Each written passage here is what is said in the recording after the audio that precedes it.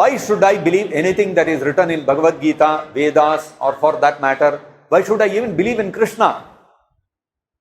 Good question. Why should we believe in Krishna? Okay. You see, the way to gain knowledge in this material world, if you are to acquire any system of knowledge, science, physics, biology, chemistry, mathematics, any system of knowledge in this material world, if you have to get it, you have to place faith. Without faith, there is no question of getting knowledge. For example, in your physics class, you are taught that the atom has a nucleus which has protons and some other things, and protons and neutrons, and around it the electrons are revolving. Right? This is what we all learn. Am I correct? All of you agree with this? How many of you have seen this proton, neutron, nucleus and electron? Has anybody seen? Any of you have seen? Then how are you believing what is being taught to you in the science class? So all of you are believing what you are being taught, no? Now if I say, hey, that's all fake. Actually there is no proton, there is no neutron. There is something else called XYZ. And there is no revolution, there is no negative charge, there is no positive charge. This is my theory. Now can you disprove me? How will you disprove me? You will bring textbook and so, no, a textbook says this. That's the textbook. I don't believe in your textbook. What will you do? What will you do? You tell me. Huh? Show you the experiment. What is the experiment? You will show me. What is the experiment you will show me? What is the experiment you will show me? Rutherford's experiment. You will show me Rutherford's experiment. Has anybody of you conducted Rutherford's experiment? Can you conduct the Rutherford experiment in your physics lab? So how will you show me Rutherford's experiment? Rutherford himself had to sit in a dark room and conduct that experiment some 40 or 50 or 60 times to be able to get the result what you are studying in your physics textbook. Do you all know this? It's not that he put a plate there and put a ray and immediately he saw that. No, he also had to struggle a lot. And he had to keep believing in his theory. Because the results were not coming. He was constantly sending the ray, instead of turning this way, it is going this way, that way. Finally, after days and days of struggle, he got it. This is the reality. So now if you take me to the lab and show me Rutherford's experiment, you will not be able to show it in one shot. You will also have to struggle. Then I will immediately tell, see, I told you, no. First of all, you cannot do the Rutherford's experiment. To do that, you have to go to some lab sitting somewhere in some university in the US. First of all, you will not get visa. Donald Trump will not give you. Even if you manage to get a visa, you go to the college, they will not be able to enter the gate. They will say, who are you? Why have you come here? I want to see Rutherford's experiment. They will say, go and study your textbook. So how are you going to show me? You have to simply believe what is there in the textbook. You will tell, that's the one. Prabhu, I don't have access to all this. Textbook is there. If you want, you believe it or you get lost. Correct, no? So, if I doubt what is there in the physics textbook, I will never be able to get knowledge of physics. Correct, no? You believed what is written in the textbook, that the atom has a proton, neutron, electron, nucleus, all these things. Therefore, you are able to study further concepts in physics. You are able to do experiments and discoveries. Today, you are able to have a mobile device in your hand. You are able to fly in the air in an aeroplane. All this is because all those engineers who made these discoveries, they did not do Rutherford's experiment. They believed what they read in the textbooks and then they discovered all these things. Am I right or not? Correct? So fundamentally, nobody went and did all those experiments. No, okay, Isaac Newton did something and he came to this one, he did experiments and found G is 9.81 meters per second square. You tell me, can you prove to me G is 9.81? Huh? What will you do? How will you prove? You will do the experiment in the lab. You will do pendulum experiment. Yes or no? Pendulum experiment. Have you done that experiment? How many of you done pendulum experiment or any experiment to determine G? Have you done? At least I in my physics lab I have done.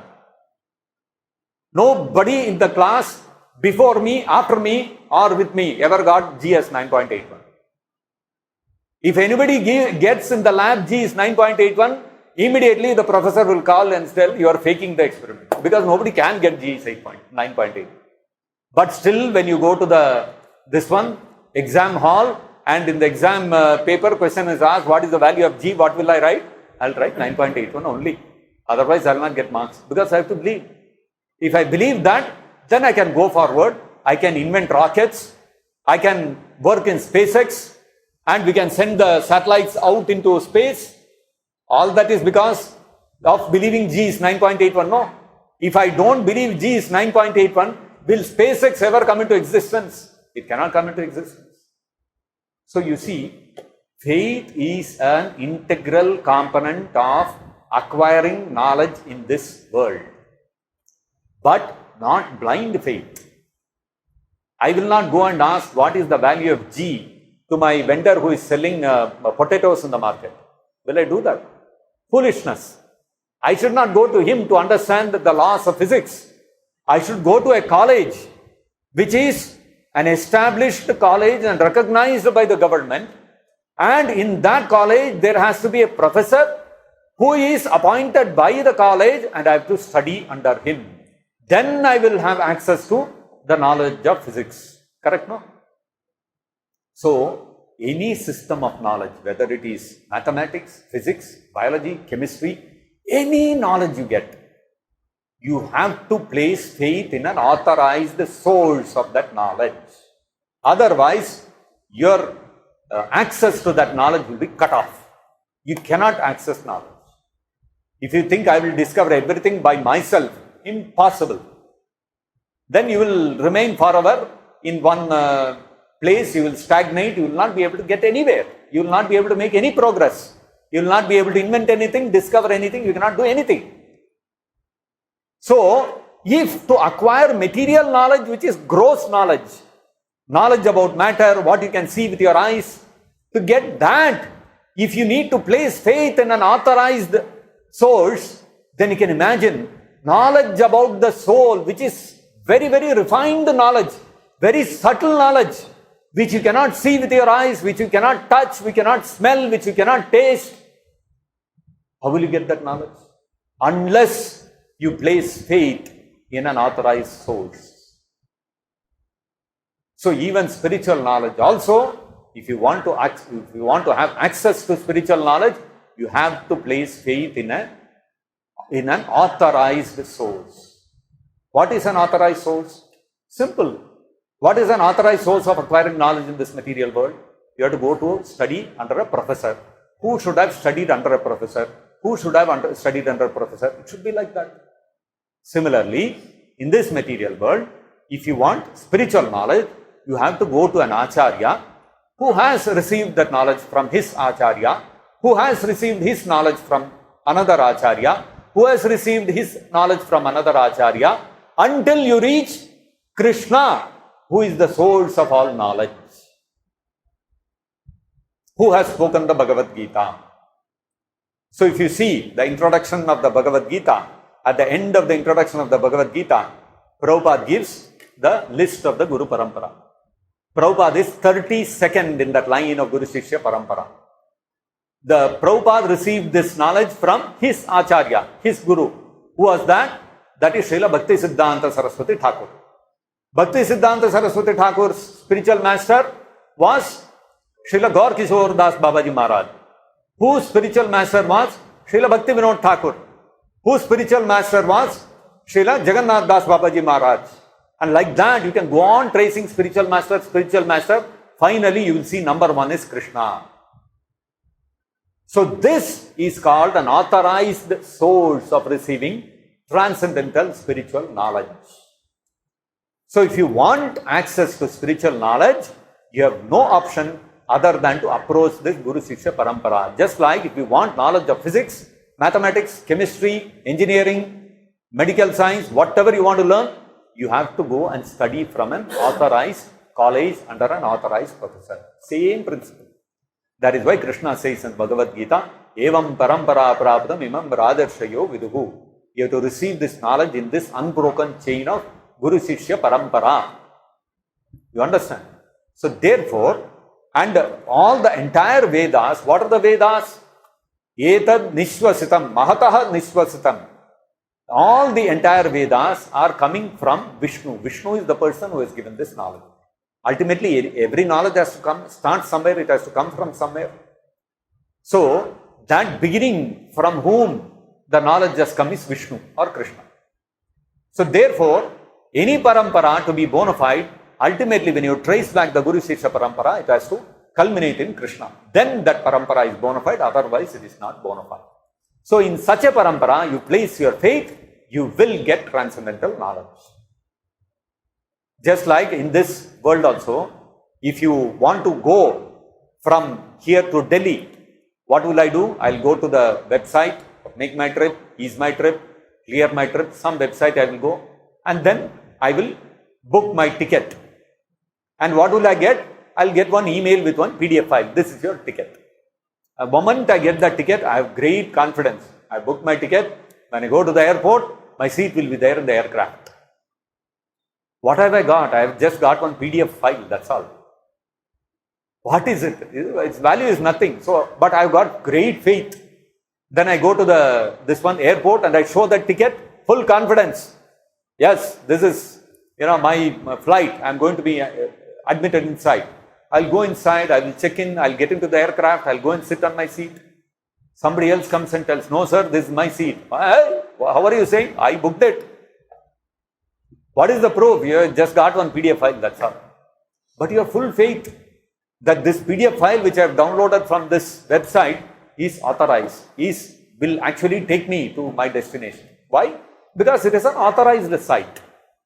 I will not go to some sleazy site which I have never heard of and book from those kind of sites. I will not do that, right?